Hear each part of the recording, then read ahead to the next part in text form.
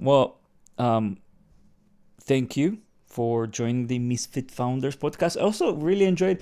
I was trying to figure out. I think I've had a couple of guests that either tweeted or created a story or a reel of coming here before, but I don't get that much. Usually, people post afterwards. Okay. So I've seen your story of coming on Misfit Founders, and I found it that actually made me feel quite nice because it was a bit of preparation. Because oh yes, we're having the podcast today, so it was kind of like hey, this is happening. Oh, good. So thank you for posting that. Yeah, my pleasure. And thanks for having me. I'm really excited to be here. And you're from. Well, I mean, let me not say Brighton. You're living in Hove, is it? Yes. Which is not the same thing as Brighton, is it? I mean, depends on who you ask. Yeah, exactly. That's what I mean. So I don't know who I'm asking in this particular case, because I had people that got super offended when I said that they're from Really? Brighton. It's Oh, like, no. I'm not from Brighton. I'm from Hove. Oh, no, I definitely tell people, like, if I'm speaking to someone that isn't from here, I'll always say I'm from Brighton. But, if I'm in London and people ask me where I'm from, I'm going to say I'm from Brighton. Right. Right? But of course, if I'm speaking to someone in Brighton, then I'm more likely to say, yeah, I'm like Hove area. Okay. So no, okay. So then you do identify as a Brightonier. Let's put it like that. Well, yeah, definitely. Yeah. And also, my son was born here and he was born at like Brighton Hospital, so like Sussex County, I think, which is obviously central Brighton. So I always talk about him as a Brightonian. Yes. Yeah. Well, let's start with a quick introduction. Maybe a couple of words of what is it that you do, what is it that your business or your company does, and then we'll carry on from there. I'm sure I'll have a ton of questions. Amazing. Yeah, so I'm Uta Boellinger. I'm a BANT registered nutritionist. I run a nutrition clinic and I specialize in women's health and fertility. So I work mostly with women, although I haven't always done that. When I first set up the business, I worked with anyone, just like trying to figure out what I was doing and who I wanted to help. And I think that's a good thing as well to do when you're starting out in the health and wellness business. If you're not 100% sure where you want to start, I think it's definitely fine to, spend a year or two figuring that out. And sort of, I do enjoy helping anyone with their health. I get like immense pleasure from like helping people see good results, right? Like if someone's not well, if they're struggling with something and then I can help them feel better, that makes me very happy regardless of who that is. But having said that, definitely over the last couple of years I've realized that most of my clients are women and I have a special interest and passion for women's health and women's bodies and like menstrual health and pregnancy and fertility and all of those things that are specific to women. Yeah. And so, yeah, as a result, that's kind of what I've ended up specializing in. Well, that's refreshing to hear, the part of the fact that you started a lot broader and then kind of lasered into something that you were super interested in. Because nowadays the amount of times that I hear people say, and in some scenarios that's a good advice, but everyone nowadays says start small, niche down from the get-go. Yeah. The challenge with that is you don't get to explore all the available options and figure out what is it that you like to do. So it's refreshing to me because even when I was working, when I had the company that I ran, I had folk in my team that had no idea what they wanted to do, but they didn't even knew what to do in order to figure out what they want to do, if that makes sense. Gotcha. So, and my advice was always to try everything, because eventually you'll figure out, oh, hold on a second, I actually kind of like this. Oh, I'm actually quite interested in this other thing. So yeah, just a small parenthesis there, because you don't see that often nowadays with professionals being, okay, so I started by doing most of this in industry or initiative or type of work and then niched into something very specific. And this might be a very obvious question, but why did you decided to niche into women's health? So I think one, because I mean, the majority of my clients were women anyway. I think women are more likely to approach a nutritionist. I think just sort of like if you do a little bit of research into the field, you'll probably find that, like, statistically speaking, men I think are less likely to ask for help when it comes to their health in general. And a really good example of that is that I work with a fertility clinic. And of course, when you're looking at fertility, actually both like partners, nutrition and health has a really big impact. But people it's more likely to be the woman that will like look at their own health and how they, their health might be contributing towards maybe not having been able to get pregnant, if that makes sense. So guys are more, they have a certain attitude of I'm fine. Yeah, without wanting to be mean, I think that's the case. I really do think so. And again, of course, we said this like earlier when we were talking about something else where, of course you don't want to generalize too much. And of course there's always exceptions, but that was my experience. My experience was that it was always the women that approached me, even though, so I work with a fertility clinic in Brighton, and obviously there's men that go there as well, right? Like, and couples that go there, where you've got a male-female couple, and they, like, I've never, not once was I approached by a man. It was always the woman that would reach out, and 9 times out of 10 it would be the woman that would want to sign up for a nutrition program. Sometimes they would then convince their partners to also sign up. So in some ways, it just kind of came to me that most of my clients just happened to be women anyway. And so, of course, that meant that I had more experience than with women, and that I felt much more capable of helping them because I had more experience. So it was partially that. But I also think that there was an element of, I'm just fascinated by how the female body works. It's so interesting when you really look at it. Like when I studied nutrition, the first year, I studied for 3 years, and the first year is just biomedicine, where you just learn about how the human body works. It's not even anything to do with food yet. And we spent like a whole day talking about just the female reproductive system and our hormones. And I was just like, oh my God, but that's also my body. And how come no one's ever explained that to me before? That's insane. So I think I've always had this sort of drive and passion to really educate women on how their bodies work, because they are really complex. Like the female body with the, hormones that come with the menstrual cycle is incredibly complex, and it has a really big role. And we just learn about, like at school, we maybe like in like biology class, you learn about like the period, but you don't really learn about the full menstrual cycle, like the actual 28 days, and how that impacts your energy levels, your digestion, your appetite, your sleep, your skin, your mood. So all of these hormones obviously don't just impact your ovaries. They also impact everything else in your body. And I just find that incredibly fascinating. And then I've also found that over the years, I've had just amazing results when I've worked with women. I've had great results with men as well. I've had some male clients who've been amazing and have seen some really good improvements in their health. But with women, I've seen those like real transformations, where people have come back and gone, you've changed my life. Yeah. And I think that's what's led me to then want to specialize in that area more. Okay, so it's, for me to understand, is you're very interested and intrigued about women's the intricacies of women's health and menstrual challenges, and basically how that affects an individual. You're seeing a lot more, a lot, I would say, a lot better results, or better impact, positive impact in the client's life with the work that you're applying when it comes to women's health. Yeah.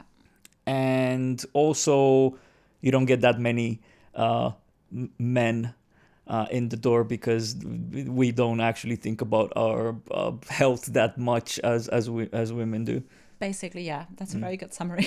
Okay, that makes sense. But so with the part of the moment where you got excited about just finding out, when you were learning about nutrition and so on, and finding out about the human body and so on. How come that got you intrigued and excited about this field? What is it? Maybe talk a bit about growing up, school, and such, because again, like there's a variety of segment of people that enter the workforce, and the way people approach in general working, and some shy away or get easily scared by complexities. Others get super excited about complexities and want to explore more, have that exploratory approach to things. And I want to kind of like figure out where that comes for you. Yeah, okay. Yeah, no, interesting one. I mean, maybe a little bit of background story. I don't know, not so much growing up, but I was a very young mum. So I was pregnant at 18 and had my son when I was 19. My mom as well. Oh, okay, that's so cool. Oh, that's really interesting. Which, you know, I always say it wasn't planned, but that doesn't mean that he wasn't wanted. Yeah. There wasn't much planning involved, let's put it that way. But he was definitely wanted. And obviously being 18, at that point, I had no idea like about nutrition. I knew nothing. Like my nutrition knowledge was very like basic to non-existent to probably like just a bunch of misinformation, you know, things that I'd maybe learned as a teenager about dieting that I thought were healthy that probably really weren't.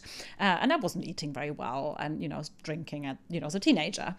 And so then when I found out I was pregnant, like immediately I was just like, oh my God, you know, I've got to like sort this out. And just wanted to make sure that I was like eating really well to like nourish my baby, right? Yeah. And also then found that my body was really sending me these messages about things to eat. So I had like really cravings for very healthy foods.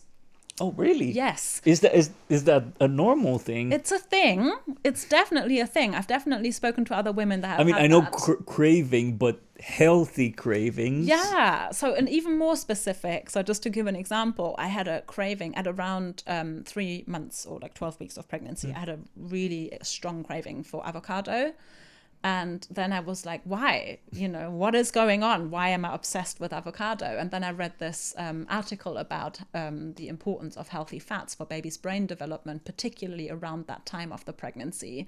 I see. And I was just like, oh my God, my body knows what the baby needs for its development at that particular point in time. That's fascinating, right? But was the avocado something that you would enjoy eating, and eat often? During the pregnancy? No, before that. No, it wasn't something that I particularly ate often. I probably like, I liked it, but it wasn't like a favorite food Right. before. No, not at all. And it really like just came out of nowhere that I had this sort of craving for it. And then when I read about that, that connection with baby's brain development, I was just like, okay, that's fascinating to me how the human body, the female body, knows what the baby needs for its development and then tells you what to eat when you really listen to it. That was the first time in my life that I had an interest in nutrition. And then I didn't actually become a nutritionist until much later, because at that time I didn't even know what nutritionist, I didn't even know that you could do that as a job. Was there even prevalent back then? When was this? What? So 20 year? years ago. Yeah, my son's going to be 20 this year, so 21 years ago roughly. Happy birthday. That's a really, really great age to be at, right? The young adult now. Yeah, it has its pros and cons. No, he's a good kid, I can't complain. So 20 years ago. Yeah, 20 years ago. It's There wasn't a lot of nutritionists around. It wasn't, Yeah, we didn't have social media. 2004. Yeah, exactly that. Yeah. So there wasn't, I just didn't know any nutritionists. I didn't even know that that was a thing. So it's not what I pursued straight away. I actually did a bunch of different things before I became a nutritionist. And I was like climbing the corporate ladder and just became a manager in like financial services eventually. And then at like 32, I decided to go back and study. At 32. Yeah. And then I set up my business when I graduated 3 years later. So I set up my business 4 years ago. 4 years ago. Okay, so you've had What does that mean? 16 years in the corporate world, or how did you start? What was your first job? Because I suppose it wasn't climbing the corporate ladder at 18, 19, 20. Sorry, No, I've no, miscalculated that's that. totally fine. Yeah, I did a bunch of different things. I did lots of random things. I mean, I did some waitressing. Then I did actually work in financial services for a bit while I was pregnant, and then again once my son was born. Then I went and studied journalism. Did Interesting. that. Did some work experience. Then said I didn't want to do that anymore. Why? What was it that you didn't like about it? I really loved writing and still do, and I still Hmm. do that now. And that's great that I get to combine that skill set now Yeah. because I write for newspapers, magazines, and blog articles for various other companies about nutrition. So I'm really still pleased that I did that. But it's so journalism is a super competitive industry to get into, very badly paid when you first start out. And you just really, if you want to do well, you're going to have to really commit to it. And obviously at the time, then my son was like 2 years old, and it just wasn't, it didn't make sense to me at the time. I think it would have been really, really difficult. If I don't want to say impossible, but it would have been very difficult to try and make that work. So I was just like, no, this isn't the right thing for me right now. I need something that's going to keep a roof over our head and be able to pay the bills. Then I worked in I randomly did a bit of modeling for a couple of years. That's not the most secure area to work in either. So I've heard. Yeah. Yeah, and I was getting a bit old for that, to be fair, at like 21, 22, which I know is insane, but is the reality of the fashion Oh industry. wow. Okay. And then I worked in a supermarket for a bit, and then I went back into sort of customer service, financial services, and I did that for 10 years, and then worked into sort of middle management. And was this all happening in UK? I know you told me on the way here that you're originally from Germany. Yes, When did you move to UK? when I was 15. When you were 15. Okay. So all of this happened here Yeah, in I've UK. never worked in Germany. I've never lived there as an adult. So yeah, it's Right. all in It would England. probably be very awkward for you to work in Germany I really because think it I would. think you probably developed your professional vocabulary in English, isn't it? Literally everything. Yeah, I do. I think I would really struggle to do any, like, I think if I moved back to Germany ever, which people always ask me about if I would consider that, and I always say like never say never, but I'm definitely not planning on it. But I think it would just be like moving abroad because I don't know how anything works there. Mm. Yeah, I find myself so I kind of grew up in this professional world, especially corporate or B2B, SaaS, software development, all of it in UK in English. Yeah. And especially that everything in my country, if you would search for something related to software development or how to build a website or everything was in English. Not just the tools and the programming languages, but also all of the how-to articles and everything. You wouldn't find anything in Romanian. Maybe probably now it's different, but back then it wasn't. So I've learned a lot of that. And nowadays, when I go to events and I meet up with someone from Romania, it's like, "Are you from Romania?" And I say yes, and they start talking to me in Romanian about whatever the topic of the professional topic that we're in, and I'm like, have to awkwardly apologize and say, "Can we switch to English? Because I cannot talk in That's so Romanian about relatable. this specific topic. I'll sound like I'm." Like I don't know, like I haven't finished school or or I So haven't, relatable, yeah. especially with nutrition, because I studied nutrition here. Hmm. I don't know any of the terminology in German. I really struggle. And so, because my business is mostly online, because I set up during the pandemic, I do sometimes have clients who are German speaking from like Germany, Austria, Yeah, and they try to and start a when they conversation. sign up, I always make it very clear Okay. that the plan is going to be in English, and Yeah. they need to I need to make sure that they're okay with that. Because if I try and do it in German, it's going to be very, very difficult, if not impossible, for me to explain myself and still sound like I actually know what I'm talking about. Do you feel bad when you send them that? Because I do that when I'm at an event with someone and I have to tell them, look, I know I'm coming from Romania and that's where I'm coming from, but let's talk in English. I feel a bit bad because Yeah, not almost a for little bit me, for awkward. yeah, Yeah. awkward for them, and yeah, because I'm like, maybe they think I'm some, I don't know, stuck up or something, like, because I don't want to talk Yes. my own language or. Right. No, I definitely have had that a little bit because also I don't know like if it's the same in Romania, but obviously in Germany you've got a lot of American influence, right, with the Yeah, yeah. music and movies and things like that. So I think that there's like people trying to be very trendy by like saying certain things, like using like certain English Oh yeah, words.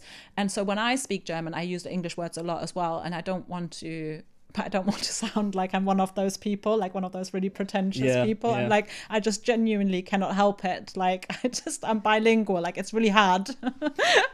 And I suppose you think in English at this point. Yeah, definitely. Especially when I'm talking about anything like nutrition or health related, it's definitely in English. Yeah, so it's challenging, and I've been just the other day I was talking to someone about this, someone that's not, English is not their first language.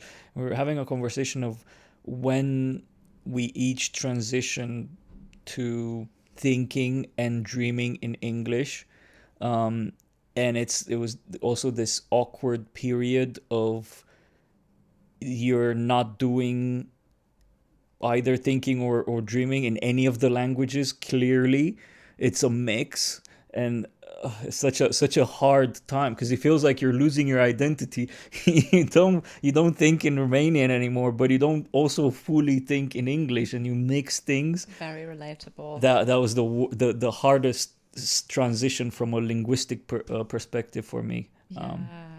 Yeah. Yeah, I can definitely relate. I also have this problem that my best friend is half English, half German. Like she was born in England, like brought up in Devon, but her mum's German. So she is also bilingual. So of course, between the two of us, we've basically just made up our own language now, where we just have whole conversations which are like random mix of words, partially German, partially English, partially made up. Um, so that makes it even worse. So now I just feel like when I speak German, I just don't even know if I just sound like, if I don't, I'm not even convinced that I sound like a grown up when I speak German, because also I was so young when I left. So I think my German is also a little bit stuck at the level of a 15-year-old Yeah, at some time. You know what I I'm the mean? same, yeah. 'Cause I left at 23 or 20, yeah, 23 years old. Okay, And so yeah, you get what I mean yeah, then. yeah, Yeah. definitely. And also the fact that you're making up your own vocabulary. How do you even know at one point whether a word exists, or you're just saying it out to Exactly. someone in German and they look at you like, Oh, what the hell did you just say? the joys of being bilingual, eh? Oh yeah. Um, but going back to nutrition. So you had a moment of intrigue and curiosity when you were pregnant about the craving, and you read about, oh, wow, your body knows. Um, but you only went into this field, what, Like 12, 12 13 years years later, yeah. 12 years later. Um, maybe tell me about that process. Was it a gradual thing where you were reading magazines, articles, stuff on TV, and you're getting more and more curious about the topic? Or something happened at one point and you're like, oh, actually, I should do more research on this and potentially get into this industry? No, pretty much exactly the first thing that you said. So over the years, so once my son was born, I kept an interest in nutrition, like his nutrition actually, right? I wanted to Right, make yeah. sure that like made such an effort to like eat healthily while I was pregnant. So obviously I wanted to continue to make an effort with his food. So I read a lot and, tried to, educate myself as best as I could on just healthy eating in general, like for kids, but then also as he got older, and then of course for myself as well. And so I never let go of that. So I think it was always a hobby and an interest of mine, nutrition and health. And I was always really interested in food, like just what it could do to the human body, the impact it could have on the human body. And like we did see a naturopath once when my son was quite young as well. He had some issues with his digestion and his stomach, and that person was amazing and really helped us and gave us like some good nutritional advice as well. That really made quite a big difference. So over the years, there was always times where I kind of like these touch points where I was like maybe more involved with those types of things, and just always found it interesting. And I was just experimenting a lot on myself as well. Like, it's not always in a good way, you know, like I tried a lot of crazy diets. Like if there was like some Oh, really really? crazy fad, you name it, I've probably done it. So I always had that obsession. I would call it an obsession maybe at some point, maybe even to a point where it wasn't so healthy.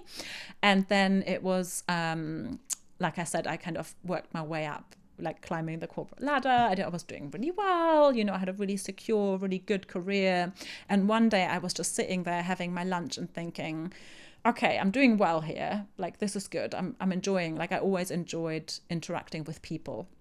Right. So the people management side of things was great. That was What definitely was for it? me. What was it that you were doing? What So was your I role? was managing people. So I was a team leader first and then a manager. Mm-hmm. So I started out as a team leader at like maybe 27, 28 was my first management role. And I had maybe like a small team of like 12. And then I had like another team. And then eventually went to like the next level. And then I had like 100 people. Oh, wow. And I always enjoyed that aspect. I always liked working with people and supporting people with their career and helping them with their professional development and sometimes with their personal things, right?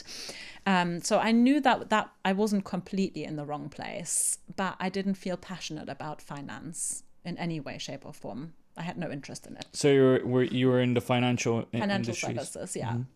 So customer service, but like customer service Yeah, manager yeah, in finance, if that makes sense, in the finance industry. And I just had zero interest in that. Like I couldn't care less about like credit cards or whether people have paid their bill, you know, it's meaningless to me. So I was like, how amazing would life actually be? Like I literally sat there eating my lunch and thought, I'm doing okay, like I'm happy, but how much better could it be if I was doing something that I actually cared about? And then it took me like another year to actually have the guts to go and do it, to actually go and sign up. Really? So why was that? I mean, Just in a sense, it's kind of like understandable because, you know, life happens. You don't take decisions overnight. You also have to kind of like let it bake a bit and such. But I'm curious because I've always jumped, like I'm always a bit of a menace because I always jump into stuff a bit too early, and I want to know what made you structure it in such a way that 1 year later you decided to take the course.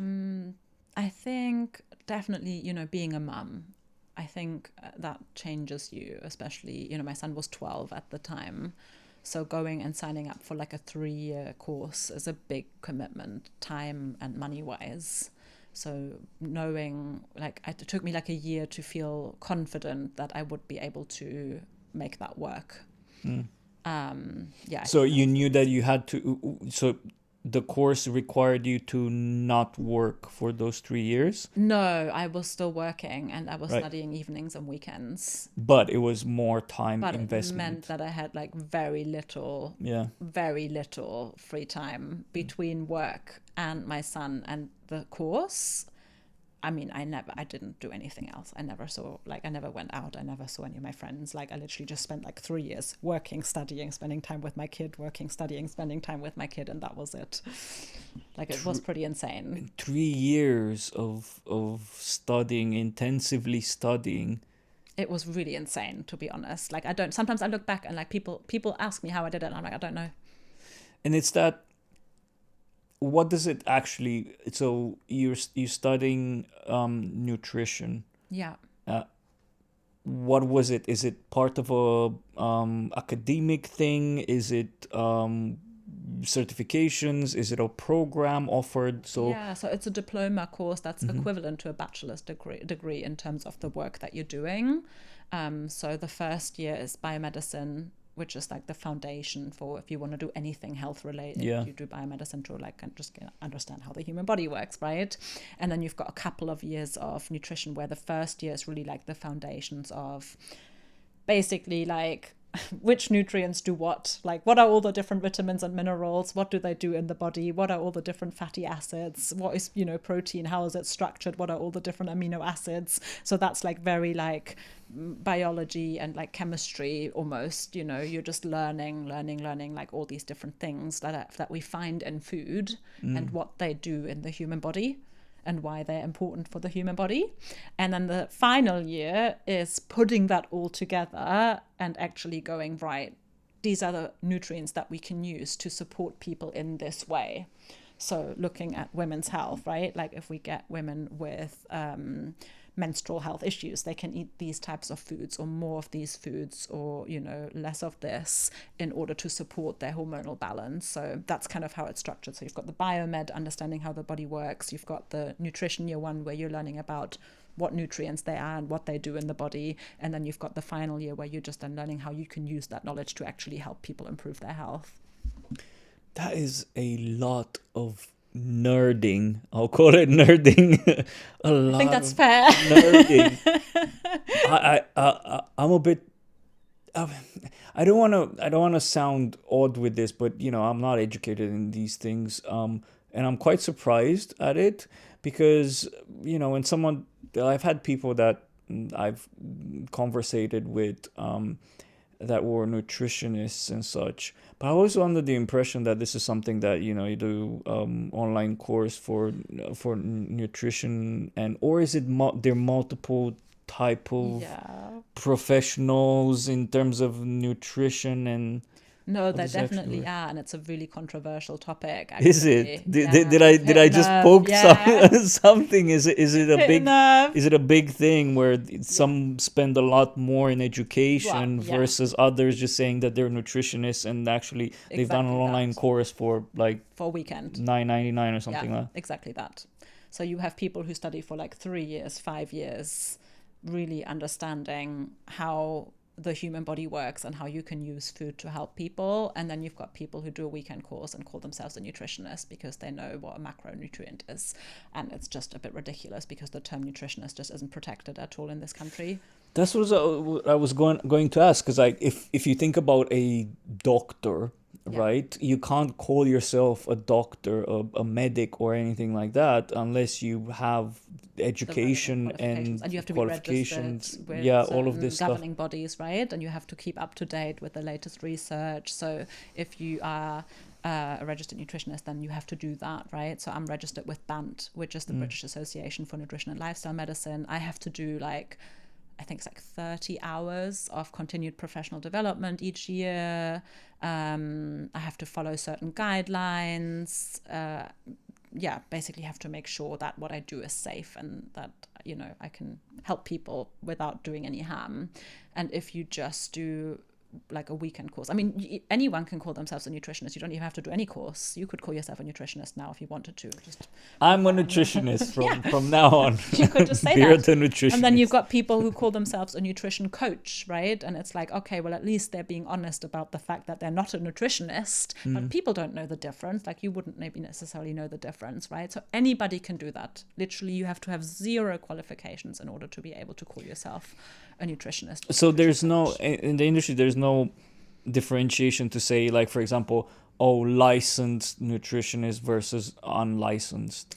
Yes, there is, but people don't understand. The general public probably don't know Right. that, right? So, and then you've got even within that. So, I'm registered with BANT, so I'm a BANT registered nutritionist, and then you've even got like another sort of governing body, and then they're also called registered nutritionists, and they maybe, I don't know, they practice slightly differently to the way that we would, and they maybe look down on us and say that we're not like properly qualified as well. So it's also a little bit confusing even within the industry, to be honest with you. And then you've got dietitians, which is a protected term, and that's a completely different thing though, because those are also the people that work in hospitals, and that if you had to be like tube fed, like they would check, they would be responsible for Right. making sure that you're getting all of the nutrients that you need. Like I'm not qualified to do that, right? Is that strictly because of that? Because these professionals work in the hospital and helping people in that environment, that they're Exactly, like they can, work in that it's setting. kind of like that's protected. But why not? like if why not protect the definition of nutritionist as well? Is there any, did you look into it? Is there any reason why not? Because at the end of the day, we're at least for me, it feels like we're heading towards a world where people care more and more about what they put in their bodies. Nowadays there's so much discussion around so many products that are coming out and how harmful they are or beneficial they are to your body.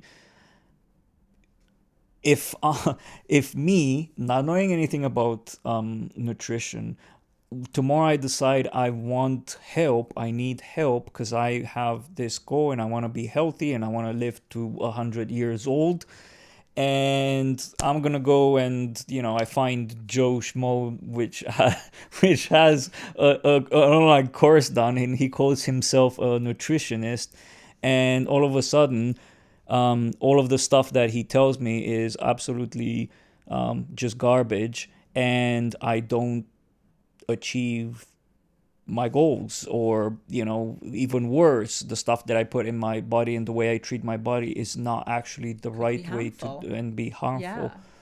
So that is very surprising to me that there's not at least a distinct like an official distinction. Say you can't call yourself nutritionist or licensed nutritionist. You can only call yourself, and actually you have the obligation to call yourself unlicensed nutritionist if you Yeah. want to make that as a business and offer that to people. But at least you have to introduce yourself as an unlicensed, because even that word unlicensed nutritionist, if that would be mandatory, I think it would help Yeah, I separate, agree. because I wouldn't go to an unlicensed nutritionist and have them take care of my body. No way.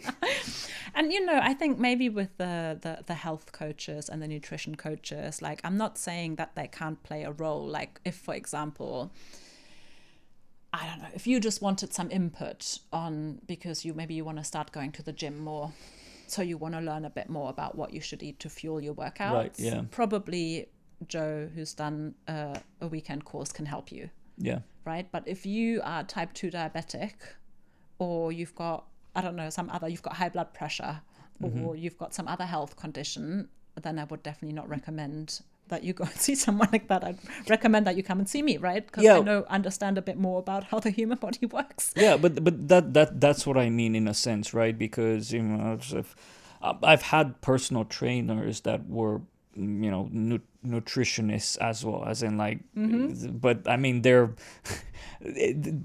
what they would help with is, Protein. yeah, here's grams of protein, fat, this, that, to Yeah. have a balanced meal and so on. But And that's I'm fine, right? Like, that's absolutely fine. I'm diabetes runs in my family. My grandma had it. My dad has it. My grandma died. My dad has it. And I have symptoms, like I get super.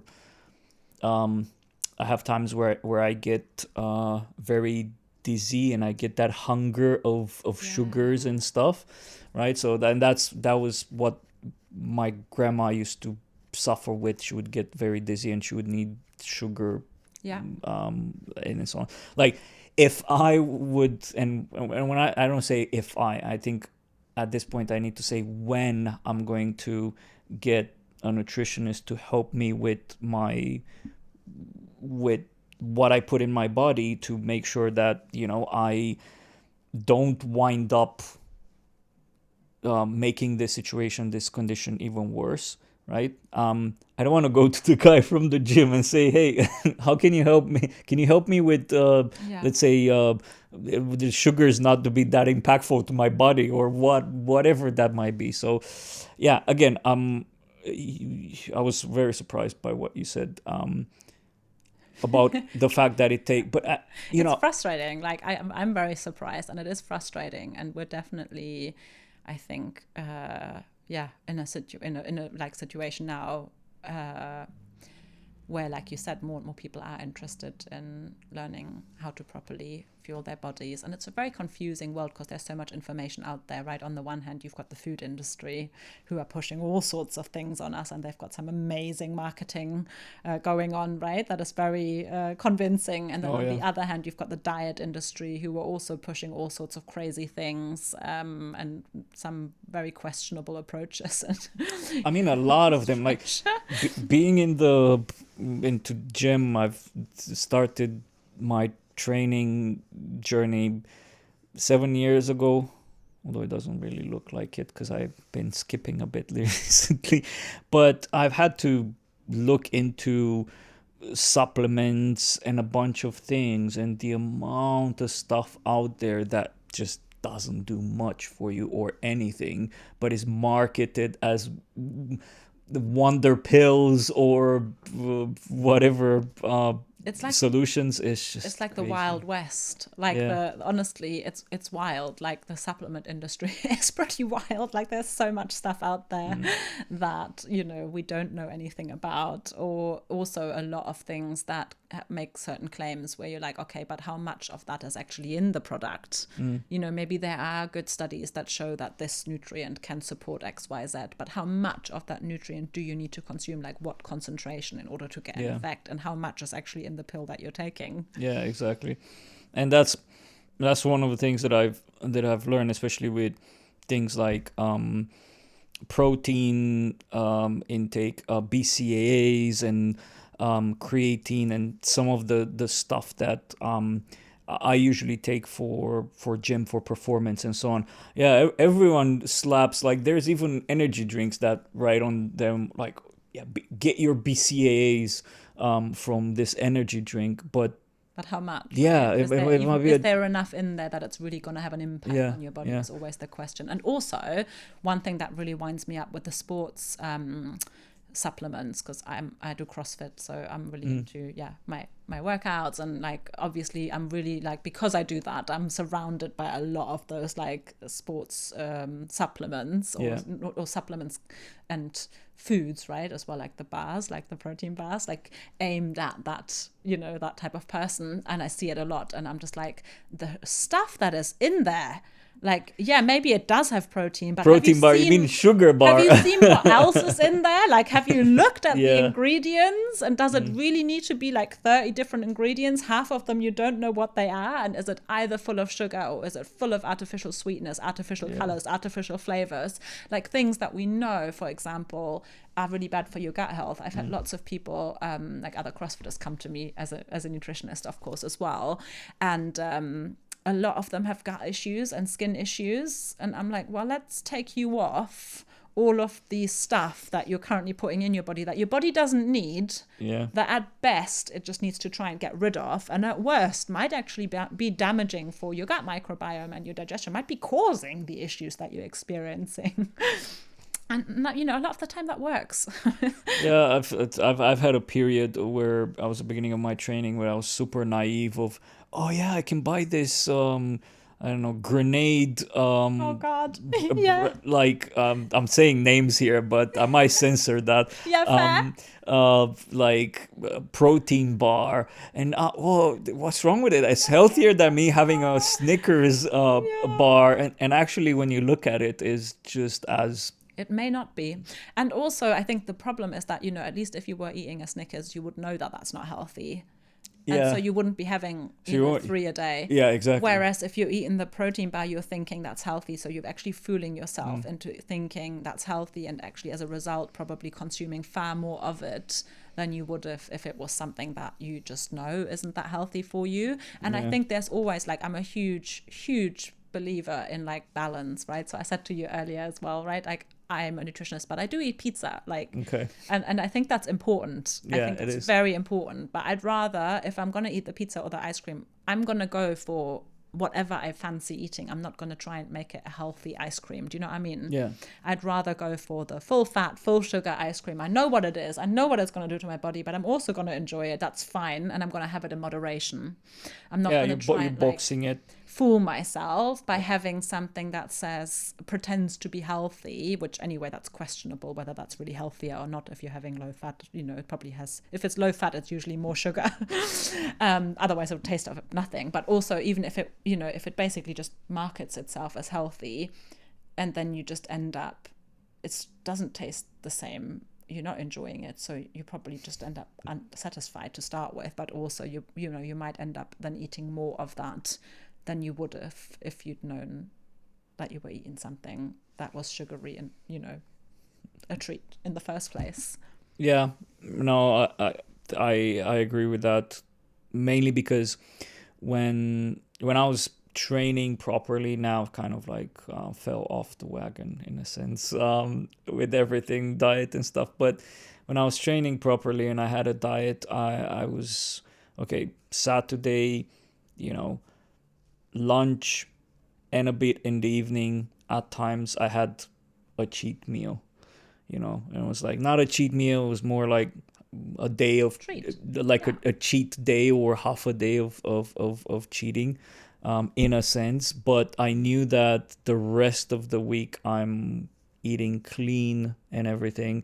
And even that cheating day, I wouldn't just stuff my face for the entire day to wipe out the entire week's progress. But I knew, okay, I'm gonna have the stuff that I like and not, oh, let me have the half fat or skimmed thing, instead of the full fat thing that I really wanted to eat. Yeah. No, completely I think agree. that's good. Yeah.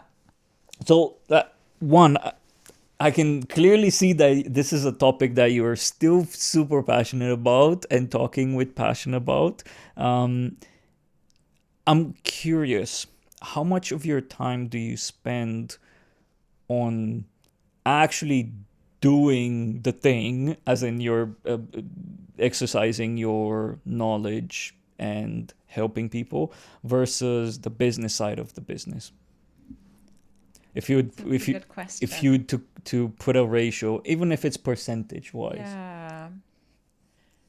Maybe like 70 30, I want to say, roughly. I do think like I'm quite fortunate in that, even though I know what you're getting at, because obviously, yes, when I became a nutritionist, I didn't think about that I was also going to have to become a marketing expert, a salesperson, Yeah. an accountant, A PR person PR having to person, do right? podcasts and stuff. So it's all these things that you don't really realize you're going to be, and that every like small business owner or self-employed person will talk about and hopefully laugh about, right? So, but I think I am quite fortunate that a lot of what I do, I still manage to do the things that I'm really passionate about. And even when I'm very active on social media, but obviously I'm sharing nutrition related things, so I would still consider that part Yeah, of it's still, that. you're still exercising your interest Exactly. and your expertise and such. Exactly. And even this, right? Like I'm still talking about Yeah, something that, yeah. as you said, I'm very passionate about and I just love talking about anyway. So, yeah. And then of course, yeah, seeing my one-on-one clients and creating their plans,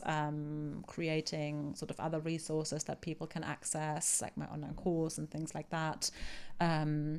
So yeah, I don't think I spend too much time, and I've also been quite lucky, or maybe I've been good at like trying to automate a lot of stuff behind the scenes, and also Yeah. now started to, not straight away when I set up my business, but at least the last couple of years, like actually hiring an accountant rather than doing that myself. So I've started to outsource more of the things that I don't enjoy doing. Yeah. Do you find that difficult, the outsourcing bit? Initially, I found it difficult because I found it really hard to let go and also like trust somebody else with my stuff, if that makes sense. I recently sort of hired someone to help set up Facebook ads for me, and that was a really strange experience for me. But it was good in a good way, but it was really odd, like letting go, giving her access to my account and Yeah. my CRM system and everything, and like kind of just opening up, like letting somebody kind of come in and see everything that you've done Yeah. was quite a weird experience. Very strange, I would say, for sure. I know what you're talking about. I've had to do that quite a few times in the past, and you're just sat there thinking, I know they're judging me. I know they're looking at that campaign or that set up, and they're thinking, oh my God, what is this person doing here? Right? Yeah. Because you don't know, like, when you knew, like, you teach yourself, so it is Yeah. probably like not the best, like, and probably not how they would have done it. Yeah. But luckily, yeah, the person I like hired was amazing, and she was actually really like fantastic, did a great job, and also very supportive, and in a way that then kind of gave me that reassurance and actually took away a little bit of the imposter syndrome that maybe we sometimes get, because she was like, oh, this is actually very good what you've done here. And I was like, okay. I had that recently. I've done one of my first projects for. Well, I mean, when this is gonna come out, my other business is gonna be launched, so I can talk about it. Have a starting a film production business called Masterwork, kind of focusing on helping brands teach and inspire their audience, and through various film pieces and video content pieces. And I've recorded the first kind of, I would say, commercial grade, professional grade project, and it was shot by me. And I've handed over to the editors and a couple of people from the industry, and they were all very surprised of how good it came out for being the first project. That it doesn't seem like it. So I got a couple of compliments like that recently, and it just make me feel, oh okay, it's a change, because I'm coming from a software industry where I've never liked coding, but other companies that I started, like yourself, I suppose you're not like super passionate about setting ads on Facebook, so you only do it because you have to, right? So I would code because I had to. So every single time, the first version of the application that we were launching was built by me, because a startup, we didn't have any software engineers or anything like that. So I would code the first version, but I didn't like to code. I was just a functional coder, as in just get me to the end result, however it is. And then we would start hiring and getting people that were actually professionals and actually enjoyed coding. And let's just say that they always tried to get rid of my code as quick as possible, and and made sure to tell me how terrible my code was. Oh my God, bless you. But hey, there's nothing, I can't do anything. I was their employer, their boss, their whatever. I have to put up to it. I can't get offended. No, of course not. But yeah, so now it's a bit different when it's actually different, where, oh, I'm passionate about this, and I can do stuff a lot better than before. So yeah, sorry, bit of parenthesis there, but you reminded me of that story. So you started hiring more people nowadays to help you with various things, like I hear, like accounting and advertising. Yeah. Is it also that you can focus on the nutrition services? Yeah, because I've just realized, like, you do get to a point. I mean, it was so hard. Like, when I first set up this business, it was so hard teaching myself all of these things. Like, I did do like my own Facebook ads a few years ago, and I've somehow It's so managed to do it, but complicated. it's just like, God, like, it just takes so much effort and Yeah. so much energy when you're doing something that you don't particularly enjoy and you're not very good at. So even like with the accounting side of things, I can do it myself. Like, I did do it myself for the first couple of years, and it's fine. Like, I think I did an okay job, right? Like, it worked out fine. But it was such a relief when I hired the accountant. Even like the person that I had, bless them, they were like, "Oh, but you can do this yourself." And I was like, no, I know. I don't want to do this Exactly, myself. Like, I really don't want to. I'd rather pay you to do it for me, because that means I can use my energy on the things that I'm really good at, which is helping people improve their health. And that just makes so much more sense to me to do that, right? So sometimes I think it's just really nice when you're able to when you get to that point in your business where you can start to outsource. I think it just feels like quite a fundamental, like changing, Yeah. point, turning point is the word that I'm looking for in your business, where you're like, oh, I can now really start to focus on the things that I really enjoy and that I am really good at, and just put my energy into that. And I think that's, it's really nice. Yeah, it is, and I'm even now I'm discovering it again in a different industry where we've done a project not long ago, and I had to, because I'm the producer on these film projects as well. Like I would have to go in and call this person for the venue and get these props and hire this kit and so on.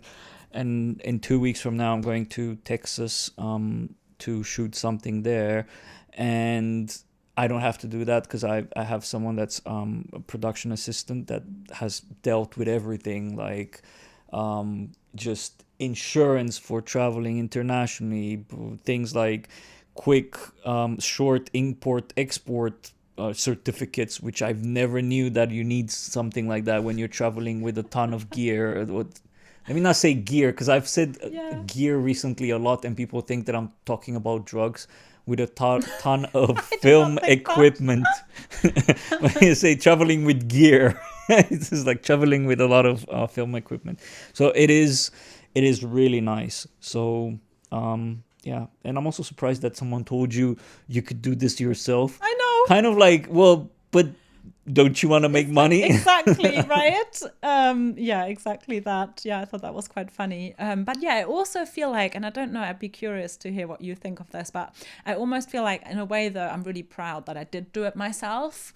The first couple of years, it does feel a little bit like like a badge of honor. Like, you're like, Oh okay, yeah. you know what, I started this, I did this all on my own. Like, I can really say, like, hand on heart, when I started this, I mean, obviously I had like a lot of support, in the sense that I had the emotional support from my friends and family. I Yeah. had, people like behind me going, you can do this, which I think is really, really important. So I don't want to discredit that in that sense. Obviously I didn't do it alone, but I did it alone in the sense that I did everything, like all the logistics of it, Yeah.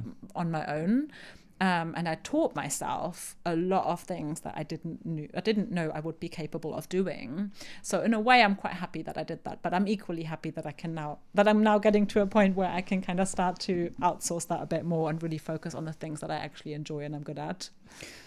Yeah, everyone should experience every single bit of their business, in a sense, because I think that helps build you who you are as a founder, as well as not having you feel completely like useless or out of the know-how when people talk about certain things. You have the experience, Right? right? Like if your accountant comes and talks about this and that, you I probably know know a what they're bit about talking it, what they're about, talking about. which is huge, right? That makes a difference. And also, I know that they know what they're doing when they're talking about it, if that makes sense. Yeah. Like, I'm not going to be in a position where someone's going to like rip me off, because I have done it myself. So I'm going to notice if they're not doing it properly, if that makes sense as well.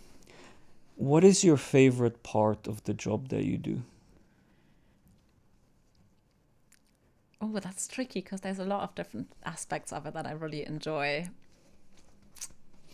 You can only choose one, If I okay? can only choose one, oh my God, Yeah. that's really hard. Let's say, overnight your business explodes, and you need to hire people to help you with a lot of the components, and I'm not only talking about the business side, I'm also talking about the nutrition service part, right? And let's say you only can do one part from now onwards, Oh, wow, that's what would such a that great be? question.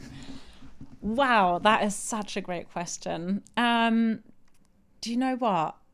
I think, and I'm surprising myself by saying this, but I think the one thing that I probably enjoy the most is actually the public speaking. So I Okay, do, yeah. as well as the one-on-one clients, I also Mm-hmm. do like nutrition workshops. So I've done a few at like bigger events where I've been hired to like come in as a speaker and talk about nutrition to an audience. And I've done a few that I've organized myself, or where I've done it in collaboration with other businesses. Like I did a couple last year at Soho House. And I've done quite a few at the gym that I go to, like those types of workshops and like talks. I would say if I had to really only pick one, I would probably say that. Interesting. Yeah, I'm actually surprising myself because I had to really think about it, because I'm like, obviously I love my one-on-one clients as well, and I get a lot out of it.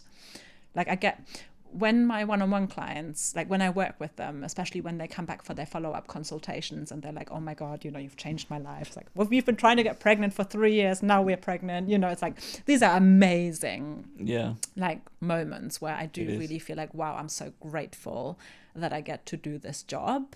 So that would also be super hard. So like, that would be really hard. Like, that's my business. Like that's the, that's who I am. That's what I do. But I also really enjoy the speaking to a larger group.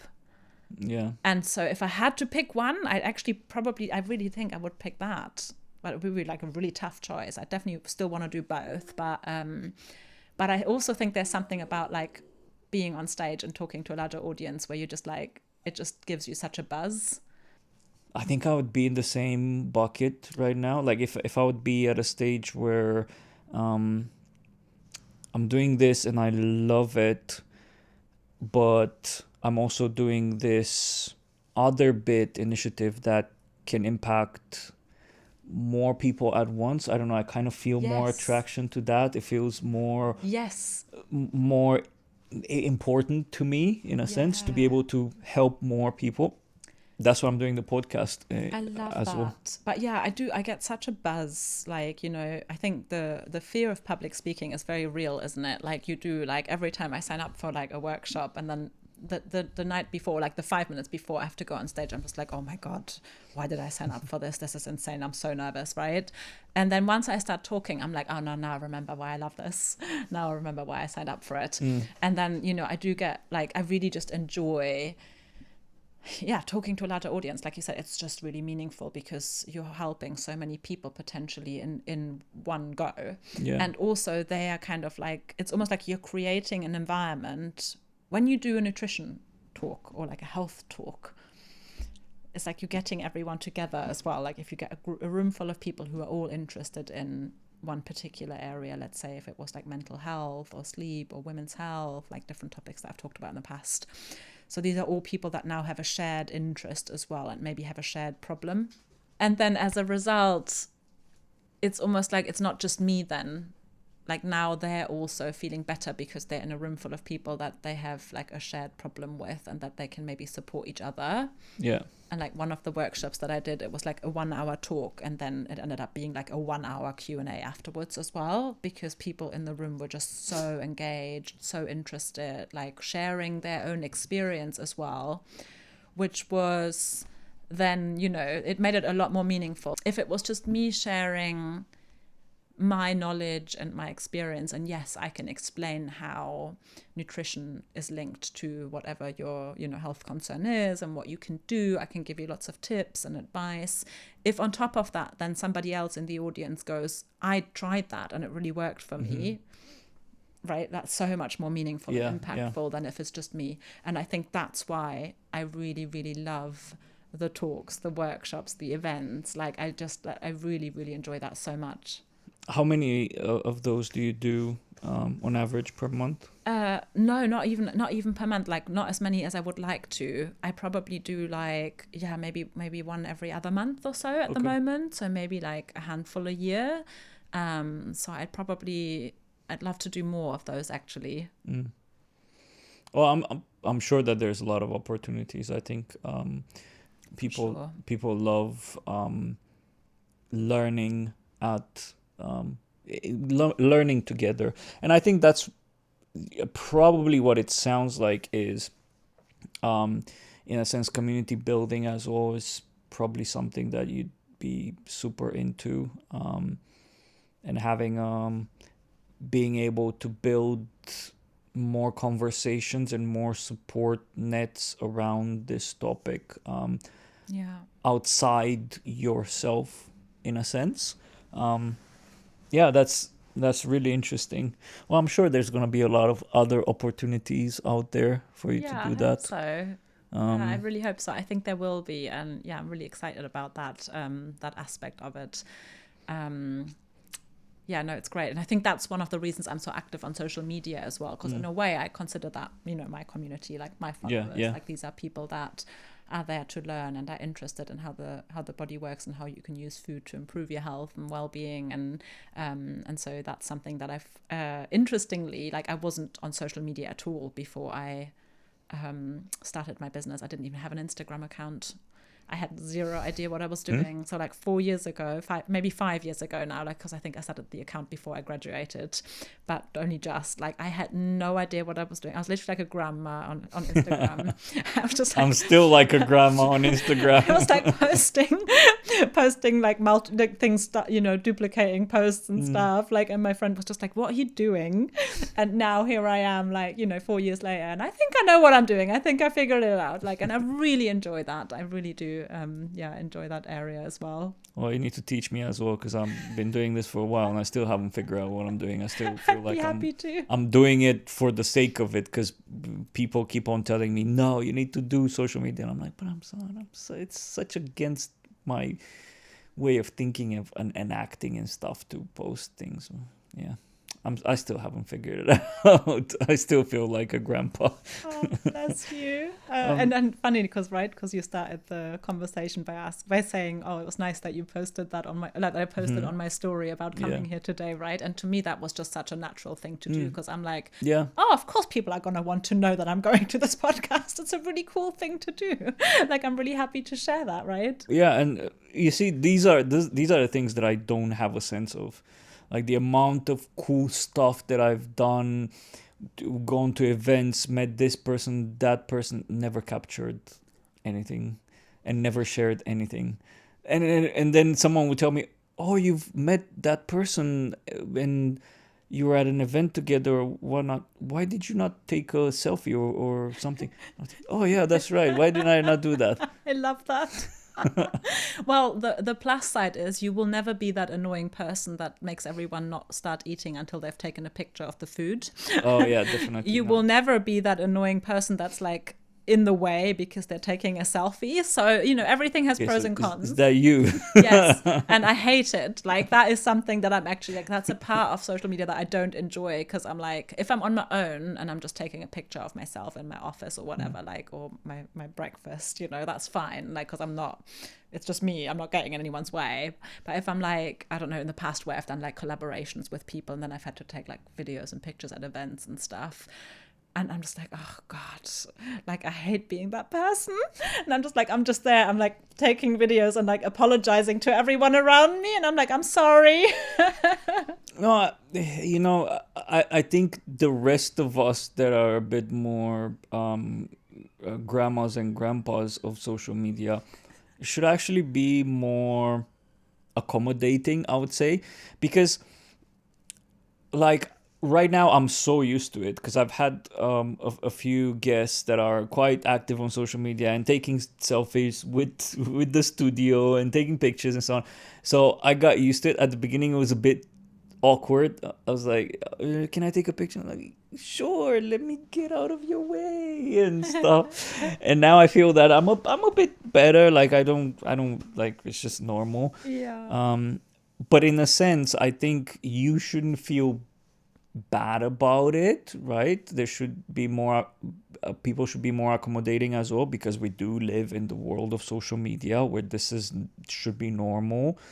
And if we can share more moments outside the comfort of our own world and environment and not feel like we're being judged because, hey, I'm taking a selfie and people are looking and such, like that would be better. Yeah, there's also the other extreme, which is being completely annoying and obnoxious, Right. and do your TikTok dances and elbowing people and stuff. But Yeah. Or um, like ruining a special moment because you had to take a picture of it. I try not to do that. But but that annoys me when other people do that as well. So I think it's about balance, isn't it? it is, yeah. But I think it needs to be balanced on both ends, right? So yeah, take as many pictures as you want. I Great. can be in some of them. Ah, yes, let's So do it. Let's get a selfie. I need to get a um, selfie with this one. yes, but just word of caution, I'm really bad in pictures. Like I can't, like I don't know how to be in pictures. People think, oh well, you have a video podcast, and you're on camera all the time. You must Yeah. you must be very photogenic or know how to sit for or stand for a picture. I don't. I just like look It very takes a lot of awkwardly. practice. Yeah, it does. Yeah, it's not something that I don't think comes naturally to most people. I think it really is practice. I'm not that much media trained, and I'm looking at coming from the Atlassian ecosystem, and the founders and other people that are influencers and big names in that space. Whenever they have these yearly events like summits for a week where there's a lot of things happening, expos, talks, and so on. And when they walk the expo floor and everyone, oh, this person, can I take a picture with you? Like they just on command, right? Smile, and it looks genuine smile and everything, and I'm like sat there thinking, how do you do it? Because I wouldn't probably be able to. So I'm not that PR and media trained, to Oh, be me honest. too. Yeah, do you know what? Like, so you know how I said earlier that I started the business in my 30s? Like, yeah, I started studying at 32 and then set up the business at 35, or yeah, 35. And then basically, anyway, sorry, what I'm trying to say is that everything that I did, many of the things that I did up until that point have really helped me. Mm, And I think that's right. a really important thing for people to be aware of as well, that just because if you haven't figured out what you want to do yet, still like put your heart into whatever it is that you're doing at the moment, because a lot of the things that I did prior to becoming a nutritionist and setting up my business have been so helpful. So how I mentioned earlier that I studied journalism. Well, that's Yeah. great. That's an amazing skill set that I have now, that I can now utilize writing articles about nutrition for newspapers, magazines, blogs, etc. Oh yeah. I did a bit of modeling, not very long, but enough that I know how to pose for a picture, Mm, and has helped me with like my social media and PR stuff, right, that I've done for my business. So, those types of things. And then working as a manager has helped me in managing my business, like yeah. organizing myself, like understanding how things work. And even like working in financial services, even though I wasn't passionate about, gave me a bit of an understanding of how to use Excel, and like helped me do my accounts before I was able to hire somebody for that. So I really really feel like every single thing that I did almost like led me to this point. It's almost like that was all preparation for what I do now, including the little bit of modeling that I did that and helped me with like learning how to pose for a picture. Like I said, I don't think that's something that people just know. I think that's something that you learn. And yeah, I did do some public speaking before, like when I was a manager as well. I would like speak at Right. the town halls and Yeah. things like Yeah. that, to the employees, to the Mm. staff, like talk about quarterly results and other boring things.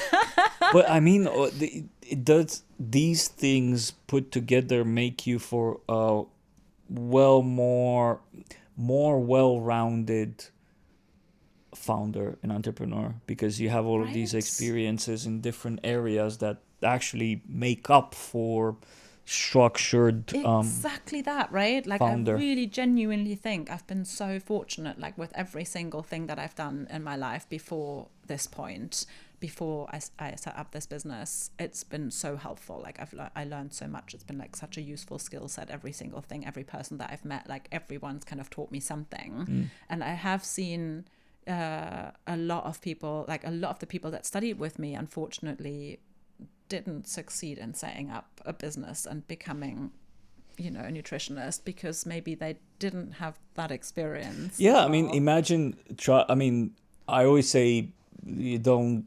try to say what if and so on. But in this scenario, might actually be a good example. Imagine you starting a your nutrition path in your business, say 12 years ago, before all of your work experience. Maybe, I mean, there's a chance that you might have thought, well, I'm not cut off for this, dropped it, and never done nutrition work Easily. again. That easily could have happened. Yeah, I completely agree. So in a way, I'm really pleased that I didn't do this until I was, in my 30s. And I think that's one of the things that, the amount of founders that I talked to, and they were, in a sense, a bit ashamed to say that they were in their 30s or 40s, and it's like, yeah, I started late, but I'm like, no, but you probably done the right thing here, because there's this expectation to be an entrepreneur and start your business in your 20s and carry it through and grow it. But I mean, you'd be doing so many mistakes and going through so many issues when you're in your early 20s, when you have zero experience when it comes to anything professional world. Anything or Yeah. people, Or right? people, yeah, not necessarily professional, but people in general. Right. And that's so interesting that you say that some people feel that way. Like, I've never felt that way. I've always felt the other way around. I've always felt like, no, this is how it was meant to be. This is like everything I've done has led me to this point, without wanting to sound like really, spiritual. Like, I really feel that way. I really feel like this was the right exact time in my life to do this. I don't think if I'd done it before, I wouldn't have been as successful with it. I wouldn't have enjoyed it as much. I don't think I would have been able to pull it off, to be honest. Yeah. Yeah, and I had to learn that the hard way, because I started my first business when I was 17. Also And pretty amazing, by the way. Like, that's also very impressive. was it? I mean, But I can imagine it was a bit of a mess. it was pretty much. I've had to crash and burn, and then crash and burn a couple more times, until when I was 28, I decided to get a job and then go through the work experience that I had over 5 years to then start Jexo, which had a successful exit, right? But I could have potentially saved my pain and suffering of my early 20s to late 20s, and not try to become an entrepreneur and fail constantly, and actually get a couple of jobs, learn as much as possible, and then still start my business at 30. And then 30, no, wait, was I 30? Yeah, I was 31 when I started, 37 now, and sold a couple, like 2 years ago. But I mean, and when I started this business, I was a bit like, I'm 30. Like you were talking about models in 22, 21. It's like you're too old. Yeah. I felt too old at 30 to start a startup So and get into that, and I felt that I already failed so many times before. that's really interesting. And But oh my God, well done. Like for the resilience and the tenacity to like stick with it and try again. That's so good that you did that. Really impressive. but that's why I'm doing Misfit Founders as well, Yeah. and having these conversations, because it's kind of like highlight to people that it's not, oh, if you didn't make it in your early 20s, if you haven't become a millionaire with fancy cars and expensive houses and so on, which all of this rubbish TikTok kind of like guru millionaire advisors teach you nowadays. I mean, this kind of like bullish attitude. Okay, Sorry. I'll give you something to clean it afterwards. I have a little scraper. What's that face? She has a face like, oh, I know I've done something, a work of art. Yeah. No, that's so true. I love that. I really love that. And you're right. Like, it's just insane nowadays. Like, the amount of like garbage that is just online, like you said, like on TikTok and Instagram, like people, it's all about like, yeah, become a millionaire at like age 21, and you know, quick money. And then there's all these like well, a lot of it's just taking the piss as well. It's just taking advantage of people, isn't it? Oh yeah. It's just, it's really bad. It's not really the real world, is it? I've heard this thing the other day. Um, um, business millionaire business guru that became a millionaire by selling their business Oh, training and stuff course, like that. yeah. Yeah, and there's so many nowadays. So And when you ask them, well, what did you do? How did you get? What was your thing? How did you get rich? You're training all of these things. Did you get rich out of these methods and these hacks that you're? Oh no! Oh, you got rich because you sold a bunch of yeah, rubbish yeah. methods and hacks and such. It's frightening. It's really quite frightening, isn't it? And then I guess another controversial topic, but then of course there's all the the multi-level marketing pyramid schemes Oh out there as yeah, well. yeah. Mm. So yeah, no, I think it's great that you're like, yeah, putting this message out there so that people can see that actually, yeah, you doesn't, well, first of all, it's completely irrelevant when you start. Like you start when you're ready. Like you Yeah, could have done a million other things. And obviously, like in my case as well, because I was a young mum, like of course I wasn't gonna do this like with a baby, right? yeah, That would have been ridiculous. So it made sense for me that, you know, when my son was 12, like I was able to go and study, and then when I started my business he was 15, so he was like at an age where he was being a bit more independent anyway. And like that's another thing, like similar to like I guess businesses, like, you know, when's the right time to like become a parent? There isn't a right time. Like, right, for some people yeah, younger might work out, and for other people being older might be a much better choice, and other people don't want kids at all, and that's absolutely fine. And the same way like with business, right, not everybody wants to set up their own business. That's also okay. Not everybody has to be yeah. a founder, or yeah, like an entrepreneur. And also, I don't know, like for me, I'll be really honest as well, like that was never my goal. My goal was never actually to become like to set up my own business. My goal was to help people. Like I wanted to help people, and this Yeah. was the way to do it. Like as a nutritionist, it's very difficult to actually, if you want to work the way that you want to work, if that makes sense. Like I had quite specific ideas about how I wanted to set up, how I wanted to run my clinic, how I wanted to do my consultations, then you have to do it self-employed, Yeah, right? yeah, So that's the only reason that I did that. And then I guess now I'm like, oh, actually, yeah, I'm quite enjoying that. I'm enjoying some of the maybe the freedom that comes with that as well. I think, you know, there's a certain sense of pride when you can say like, that's my business. Like, again, like I've built that myself yeah. from scratch. That's cool. But that was never my goal. That was never my motivation.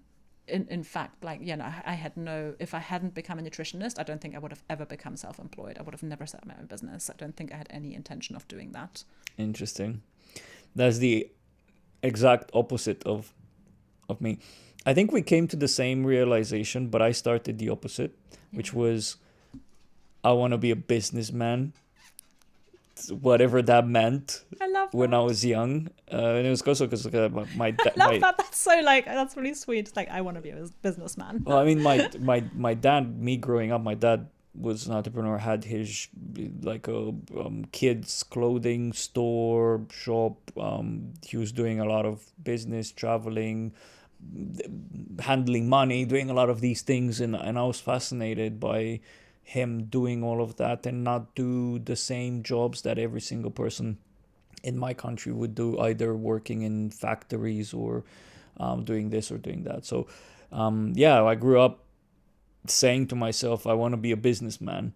Um, Again, had no idea what that meant, but that's what I knew what I wanted to do. And then now it kind of shifted to I want to do the things that I'm passionate about. And I know that the format that I'm going to do that is through a business, because I know myself well enough to understand the stuff that um, how I like to operate, and that is under a business, right? So, Yeah. right, before this devil goes and poops somewhere in the corner, because that's why she's crying for sure.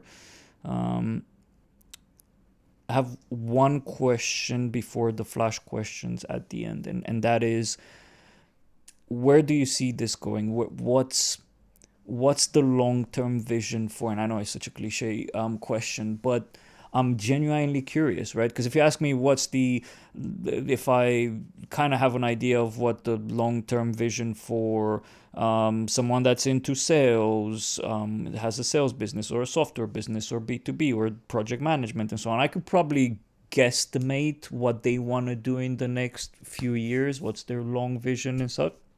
But with nutrition, because this is a completely new topic that I've not really sat down with that many founders of nutrition businesses, I'm genuinely interested what's coming for you. What's the big vision, if any, if there's any big vision for you with your business? Yeah, no, I love that. Great question. I think definitely a place that I would like to get to, if I could sort of say, like, you know, my dream scenario, like if I could like wake up tomorrow and this would be my life, like this would be how my business is going. Like I said earlier, I think I'd want to do more events, more speaking, like more like, yeah, being on stage, talking to a bigger audience. I definitely think I'd like to take the business that direction a bit more. But I really also want to continue to have one-on-one clients, because I do enjoy that as well a lot. And I get a lot of satisfaction from that. A lot of like I said, these real sort of, you know, special moments when people come and they've had these amazing results, which you only get really when you're working with someone one-on-one for like a few months. You really get to know that person. You can really support them on their health journey and then, you know, be with them when they have those results. That's really magical. Yeah. So I'd love to continue to do that. And I'd love to be in a position, I guess, where I can really only pick the people that I'm very, very, very passionate about what they're going through. And that I can really only have those the people that I said earlier, that I'm going to make a transformational difference to their life. Like that would be amazing. Like that would be my dream, to kind of be in a position where I could only take on clients where I feel like that really strong connection, and where from experience I know I'll really be able to make a difference. I think that would be amazing for me. Well, it sounds like your business will be eventually structured in a very specific way, which is you're impacting more lives at a time, and that provides you the financial securities that you need, in such a way that on a one-to-one personal kind of like individual services, help that you give, you can just work with whomever you please, because you're already covered financially from the other part. Is that would be the dream. accurate? Yeah, very accurate. Yeah. Awesome. Okay, well that is a very clear, clear in a sense of what you want to achieve. It's probably will require quite a bit of pull in certain directions from you, but it sounds like you're enjoying it quite a lot. So it might not be that much of a pull, but actually an organic progress in a certain direction. And also the fact that you have a journalism background, and I think that helps quite a lot in figuring out how to carve your path in such a way that you kind of become I don't know, this word is used a lot and it has a negative kind of connotation, but it is kind of like a thought leader slash influencer in the space of nutrition, right? Yeah. And there's a lot of recipes out there, but you're also in the nutrition space, which I suppose require variety of you figuring out strategies and such. Yeah, and are you working towards that actively now, or you are on this podcast and stuff, but are you, or is it kind of, this is something that I'm thinking of pushing more aggressively somewhere in the future? Probably more the latter at the moment. I think, I think I haven't like properly sat down and like made a plan or like a strategy to figure out how I would get there. So I think, it's quite interesting actually. Like speaking to you today has probably made me more aware of what I actually want, if that makes sense. So definitely something that I think I'll be looking at, hopefully in the near future though, to kind of put a strategy in place and like drive towards that a bit more actively. Oh, please, please, please come back to me in a while and say, Biro, that day when we had the conversation really made me take action. And look at me now. Yeah. That would be so fulfilling for me, okay? That would be my side of being fulfilled. It's a deal. I'll be back. Awesome. Right. I usually close with 3 flash questions. Number 1, what is a quote that you live by? Yeah. If any, because I had 2, I think I had 2 occurrences where people are like, I don't like quotes. And that is perfectly fine as well. I love quotes, especially the very cheesy ones. So as a disclaimer, some people will probably just roll their eyes and no, I don't care about anyone watching. I'm at the dad jokes age, okay? I love cheesy quotes and jokes and so on. So my favorite one, and that I definitely feel like I live by and I keep repeating to myself, and that I had to really repeat to myself when I started this, like when I started this business, which was a huge change for me, right? Coming from like a very secure sort of corporate job into becoming like being self-employed as a, single parent. So it's, you don't have to see the whole staircase to take the first step. Okay. And I know it's so cheesy, but I just love it. It was so, I remember the first time I heard that quote and I was like, oh my God. Like, it's almost like life-changing, because I'm that person. I definitely have a tendency to want to plan ahead. I really struggle to do anything like spontaneous or, on the go. Like, I plan ahead, like in my business and in my personal life. I'm a planner. Like, if you ask my friends if they want to like ask me to come and do something, they know they have to ask me like 2 weeks in advance. They're not going to be like, oh, let's do this today. No, I'm going to have plans already. So I always plan ahead, which in many ways that's good, right? In many ways that's made me who I am, and that's made me successful in what I do. Right. Because I'm very organized, and I get stuff done. But on the other hand, it's also sometimes made me quite scared. If I want to do something but I don't know how I'm going to get there, sometimes that can be like, oh, maybe I shouldn't try this. And so when how I said earlier that from deciding that I wanted to do something different with my life to actually signing up to do the course, it was 1 year, yeah. That's why, right? Because I couldn't see how I could make that work. Right. So when I decided to go and study, I still had no idea. I had no idea how I was going to earn money with this. But you just decided, I've waited enough. Don't have to see the whole staircase to Right. take the first step. And I knew that the first step was to go and sign up and become a nutritionist. Was that when you heard this quote? Yeah. In that period, and you Yeah. decided, actually, Yes. that's right. Yes. That's really good. You see, quotes that actually help and impact people's journey.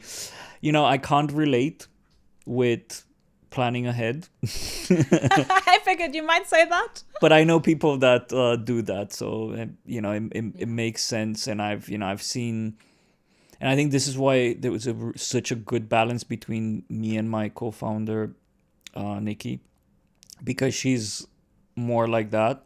She needs to see the forest from the trees, right? Like, in a sense, in order to act on something. And a lot of the times her analytical and kind of like planning attitude helped saved our bums in so many scenarios.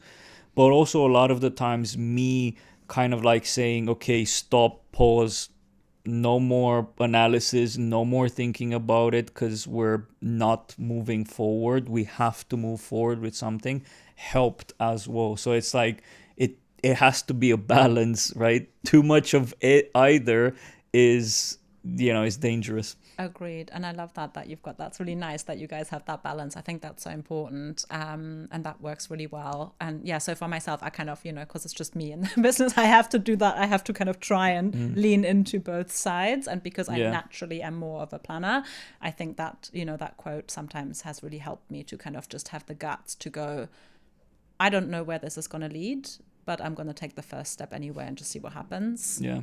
And actually, it's worked out.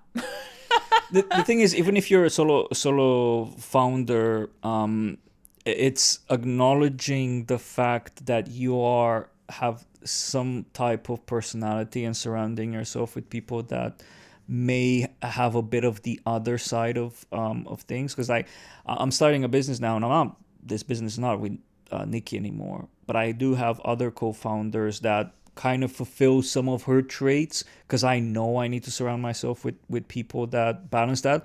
Because if I would do it on my own, I would be failing again like I failed in the past. Because I know now what my limitations and my faulty parts are. So important to have that self-awareness and understand who you are, right? Like what you're good at and what you sometimes may need to ask for help for, and that's okay.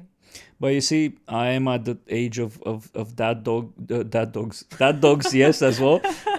Dad jokes, because when you said that, in my head I was like, well, that's a really good, that makes a lot of sense. It wasn't a cheesy one for me, so definitely. Oh, good, I love that. Maybe because I have a teenage son and he just makes fun of me for saying things like that. Probably, most likely. Yeah.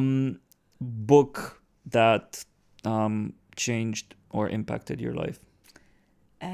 So health related, Gabor Mate, When the Body Says No. It's a really, it's a really interesting book about how our mental health and our emotions and the things that we experience on a mental level actually impact us physically as well. Mm-hmm. And sort of understanding, really, really fully understanding the impact that stress has on our physical health. Oh, yeah. And that was quite life-changing in a way for me, first of all, in terms of my own health, like understanding that maybe, taking a break, like if you want to look after others, you also have to look after yourself, right? Yeah. And sometimes that involves taking a break, and not being a workaholic. And also in terms of my clinic, because it's also helped me when I'm seeing my clients one-to-one to really pay attention to what's going on in their life, not just looking at their food diary and their shopping, cooking and eating habits, but also looking at what else is going on in their life. What are their relationships like? What is their work-life balance like? Which I've always done, but I do so much more on a much bigger level since I read that book. No, that makes a lot of sense. I've learned the hard way how stress can impact health, for sure. And then a good habit that you advocate for, and I'm gonna put a rule here, not related to nutrition. No, you can't say that. I was gonna say drink more water. Well, I can't give you a challenge if I do a habit and you give me something related to your expertise. I'm not happy about this.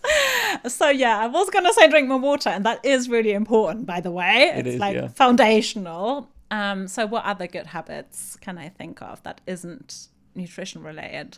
But can it be like, okay, you know what? But can it be like health related still, not food though? Yes. Yeah, okay. Yeah. I started journaling recently. Journaling? Yes. And I never thought that I would be that person. So in the past, obviously, because I'm interested in health, not just nutrition, I'm interested in exercise and mental health as well, like anything health related, right? Like it's so many factors. It's like a jigsaw, isn't it?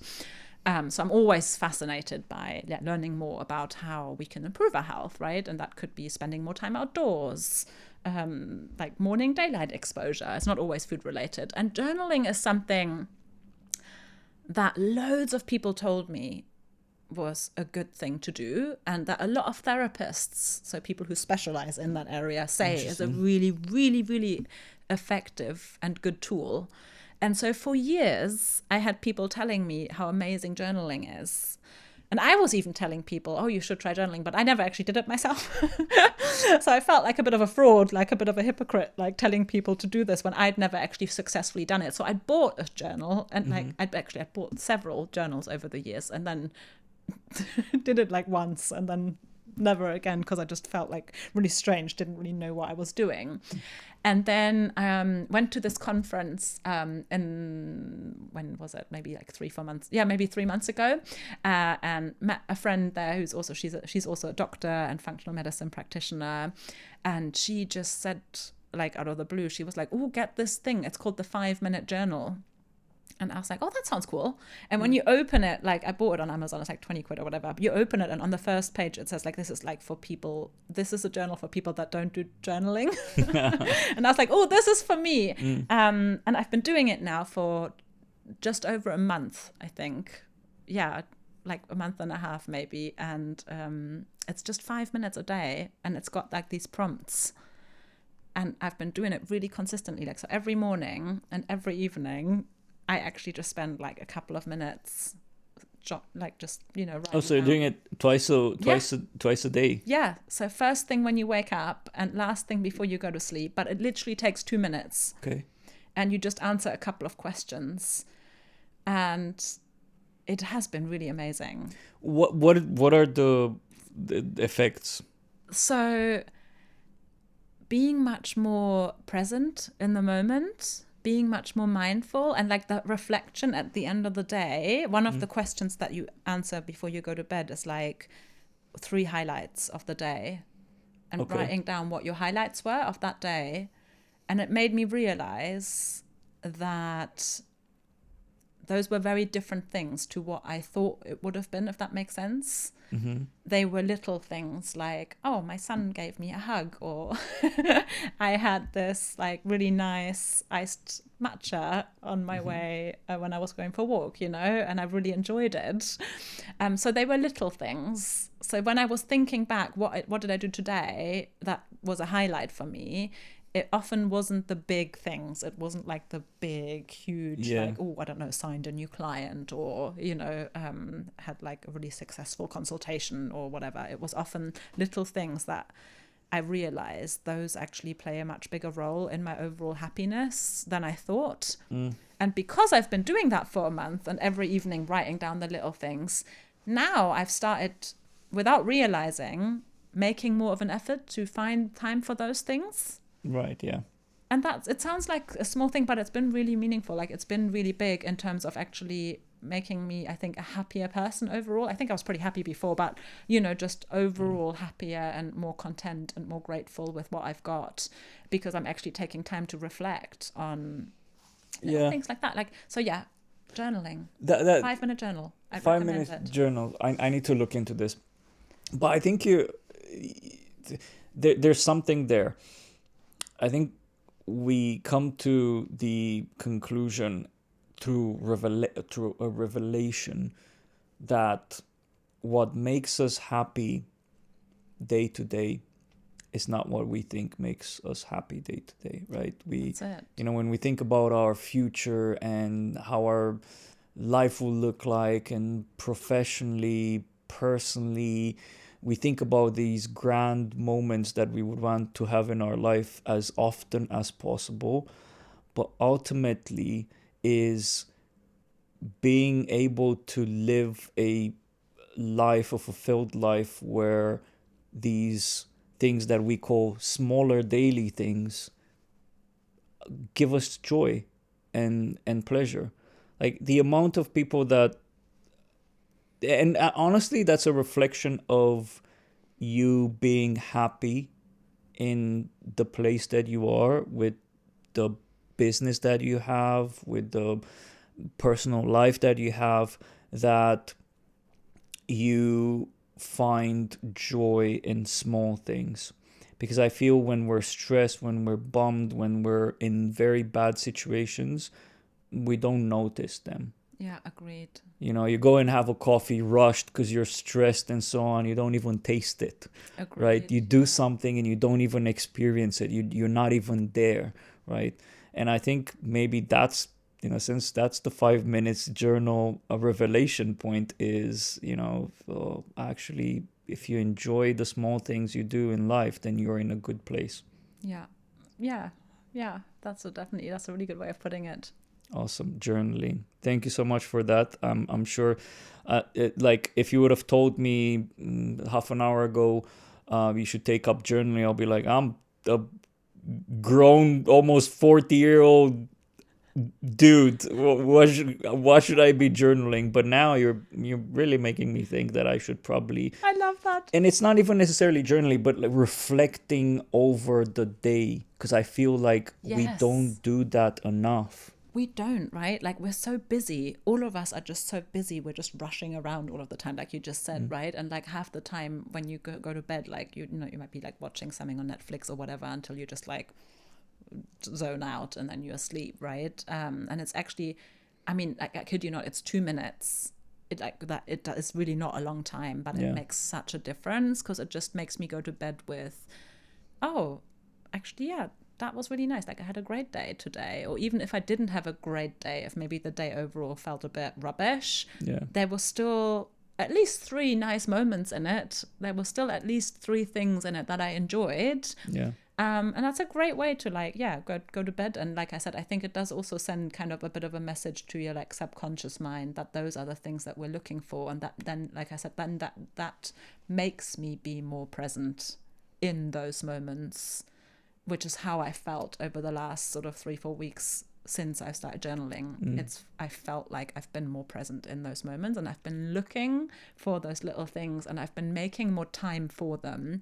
So making an extra 10 minutes to maybe go and see a friend, even if it's just for like a short time, because I know that last time I saw her, I wrote in my journal that seeing her and giving her a hug was one of my highlights. So I'm going to make more of an effort to see her again.